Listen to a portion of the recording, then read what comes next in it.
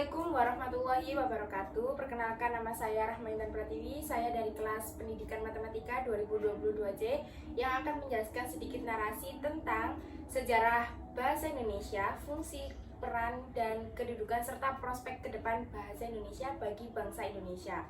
Yang pertama, sejarah bahasa Indonesia. Seperti yang kita tahu bahwa bahasa Indonesia adalah bahasa yang digunakan oleh rakyat Indonesia dalam berkomunikasi.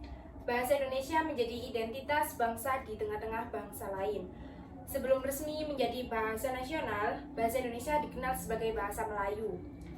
Sejak tanggal 28 Oktober 1928, bahasa Indonesia dipakai resmi oleh bangsa Indonesia sebagai bahasa nasional.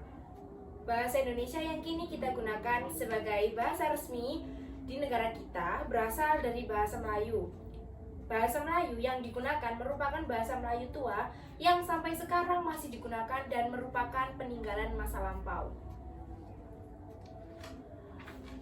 Fungsi dan peran bahasa Indonesia bagi bangsa Indonesia.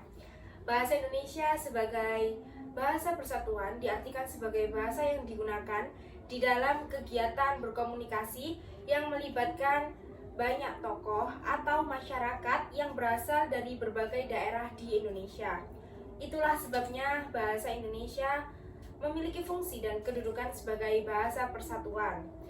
Di dalam kedudukan sebagai bahasa nasional, bahasa Indonesia berfungsi sebagai satu, lambang kebanggaan nasional, yang kedua lambang identitas nasional, yang ketiga alat pemersatu. Dimaksud alat pemersatu merupakan supaya kita bisa berkomunikasi antar daerah, antar suku kan biasanya beda bahasa atau daerah. Jadi kita bisa menggunakan bahasa Indonesia sebagai bahasa pemersatu seperti yang sudah saya jelaskan di awal. Untuk prospek kedepannya bahasa Indonesia pada masa-masa mendatang diharapkan lebih menampakkan peranannya dalam kehidupan modern. Sebab bahasa Indonesia tidak hanya sekedar sebagai alat komunikasi dalam masyarakat yang memiliki latar belakang bahasa dan budaya yang beraneka ragam, tetapi juga merupakan bentuk sikap budaya bangsa Indonesia. Sekian dari saya. Wassalamualaikum warahmatullahi wabarakatuh.